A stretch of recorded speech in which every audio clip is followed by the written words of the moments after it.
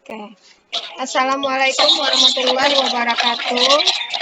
Waalaikumsalam warahmatullahi wabarakatuh.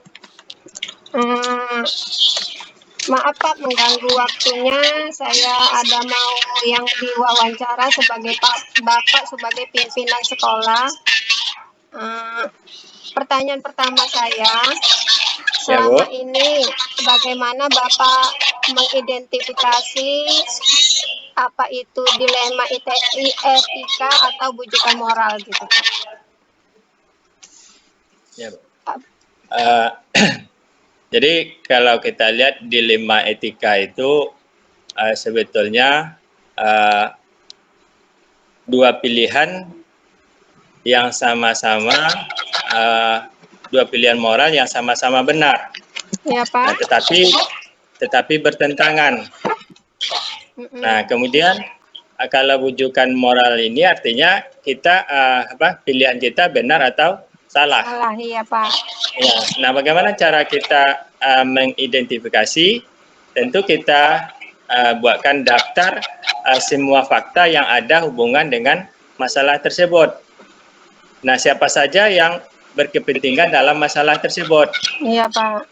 Kemudian untuk membuat tindakan yang kita ambil tentu berdasarkan pada opsi-opsi yang kita buat.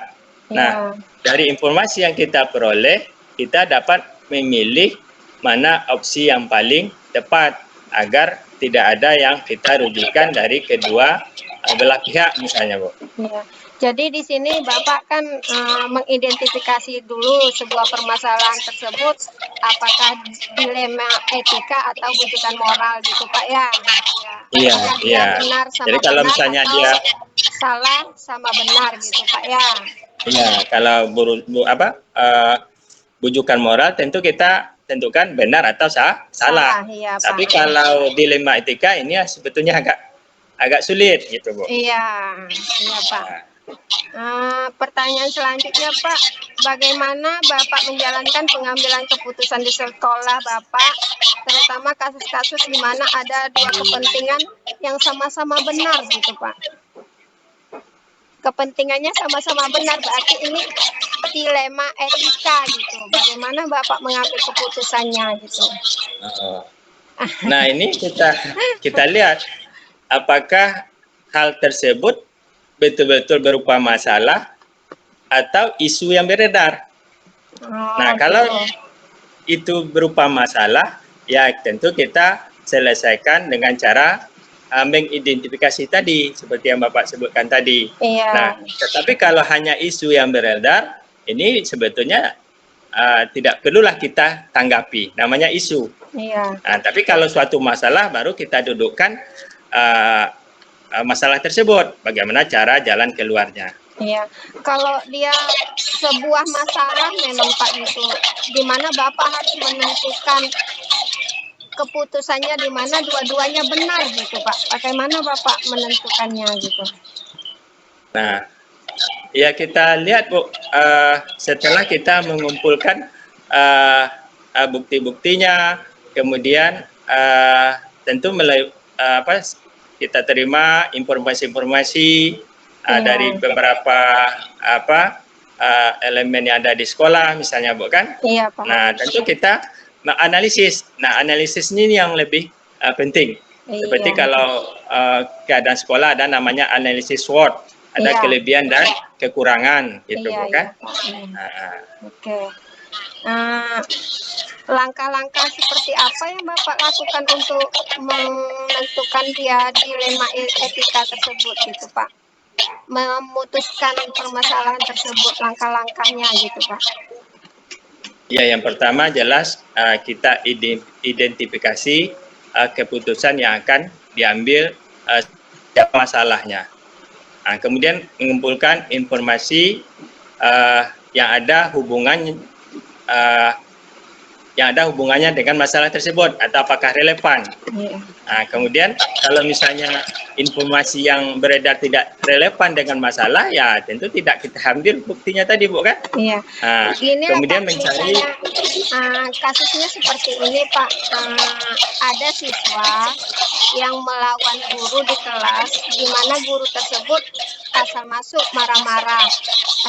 marah-marah, tiba puncaknya siswa tersebut melawan gitu Pak.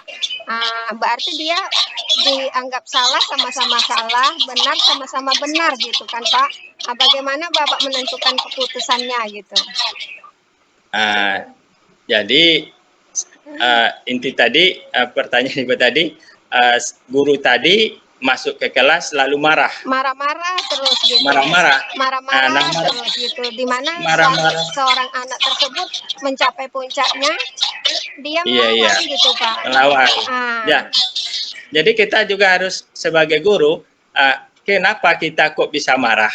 Iya. Nah itu kita pertanyakan dulu, apakah masalah di rumah terbawa ke sekolah sehingga kita marah-marah ke anak, ya kan? Nah, sehingga akan menimbulkan kejengkelan bagi siswa, karena kita setiap masuk, tadi pertanyaan setiap masuk marah terus, tidak tahu alasannya apa. Ini mungkin psikologi gurunya yang harus kita perbaiki. Oh, jadi menurut Bapak yang kalau ada kasus seperti ini, psikologi gurunya dulu gitu, apakah anaknya tidak perlu dipanggil gitu Pak?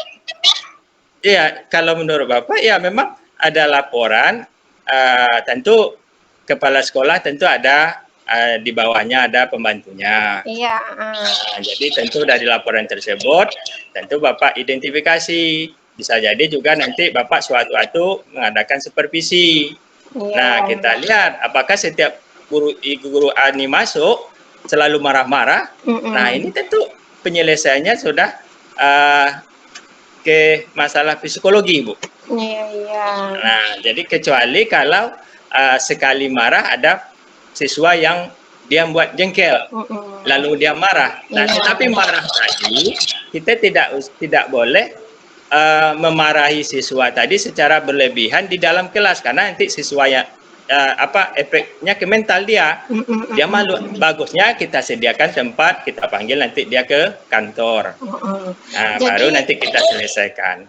Menurut Bapak dalam masalah ini titik beratnya ke guru Pak ya, bukan ke siswanya gitu. Bukan guru. Iya, kita siswa itu tuh kan kita harus belajar karakteristik siswa bermacam-macam. Nah, jadi guru harus lebih dari situ. Ya kan? Nah, guru harus bisa menyesuaikan, oh si A seperti ini, si B seperti ini, ya kan? Namanya kan itulah yang kita jadikan satu. Seandainya ada kasus seperti ini Pak, berat betul, misalnya anak tersebut sudah kelas 3 SMA, di mana 1 bulan lagi dia akan ujian terakhir gitu Pak ya. Ternyata diketahui sama wali kelasnya dia hamil duluan gitu Pak. Sementara dia lulus SNMPTN gitu. Dia lulus SNMPTN, dia sudah hamil duluan.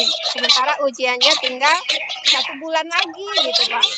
Nah, bagaimana keputusan Bapak yang harus Bapak ambil gitu Pak? Inilah yang namanya dilematika moral, ya kan? Dengan banyak pertimbangan-pertimbangan kan? Iya. Nah, ini memang sebetulnya agak sulit, ya kan? Tetapi artinya kedua sekolah tidak dirugikan, anak tidak dirugikan. Inilah kita coba bagaimana jalan keluarnya. Nah, kalau untuk kasus seperti ini, pernah juga Bapak jumpai di sekolah Bapak, padahal mau ujian. Nah, ternyata dia yang seperti Ibu tadi bilang kasus, ya kan? Ternyata dia di penjara. Nah, bagaimana dengan masa depan dia segala macam yang namanya anak di bawah umur? Nah, itu kami tetap memberikan ujiannya walaupun dia di penjara. Nah, tapi itu diawasi oleh guru. Jadi ujiannya di penjara, Bu. Itu salah satu contoh. Jadi kalau kasus ini nih, kan dia tidak harus di penjara gitu kan, Pak? Dia mengikuti ujian gitu. Apakah dia boleh mengikuti ujian atau dia harus diberhentikan langsung gitu, Pak? Ya, mungkin kalau yang contohnya tadi kan dia di penjara, Bu ya. Nah, kalau dia di bawah, di tingkat SMA ke bawah, itu kan namanya beda dengan kasus yang terjadi kalau dia sudah kuliah. Kalau dia sudah kuliah, Bapak rasa ada yang dalam kuliah ada yang kawin, Iya. nanti dia jalan terus. Heeh. Nah, tetapi kalau siswa seperti ini namanya dia kecelakaan, Iya. ya mungkin penanganannya kita minta pertimbangan juga melalui Dewan Guru, kemudian juga melalui Dewan Pendidikan, ke dinas sendiri.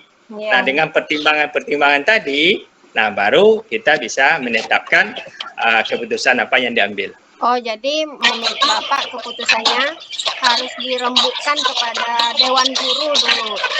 Iya, Kita dirapatkan. lihat faktanya gitu Pak ya. Kita lihat uji legalitasnya, uji pabriknya. Iya. Kalau seandainya ini sampai merak ke masyarakat bagaimana gitu. Berarti gitu Pak Iya, ya. nah ini jadi kita tidak sendiri mengambil keputusan. Iya. Karena ini akan dipertanggungjawabkan gitu Pak ya. Iya, Bu. Untuk terakhir Pak ya, adakah orang atau faktor-faktor yang selama ini mempermudah atau membantu Bapak dalam mengambil keputusan gitu Pak? Nah, kalau di sekolah tentu ada struktur organisasi. Jadi ada setiap masalah, itulah kita ikutkan yang terlibat, seperti kalau di sekolah itu ada wakilnya, ada pembina, ada guru BK, ada wali kelas. Nah, itu kita rangkul. Nah, disitulah kita musyawarahkan untuk mengambil keputusan. Jadi kita di sini tidak memutuskan sendiri. Iya. Nah, namanya dia organisasi, tentu ada struktur-strukturnya di dalamnya. Oh, berarti di sini Bapak dalam pengambilan keputusan itu Bapak harus melibatkan dulu yang di bawah-bawah Bapak gitu. Faktanya bagaimana, Bapak tanyakan dulu gitu, ceritanya gitu Pak ya gitu. Iya, kita akan mengambil informasi dari pelaksana-pelaksana gitu. Tidak sesuai tergantung jabatan. kepada satu orang atau bagaimana, tidak kan Pak gitu. Oh tidak Bu, ya harus kita dudukkan di secara musyawarah mufakat. Oh.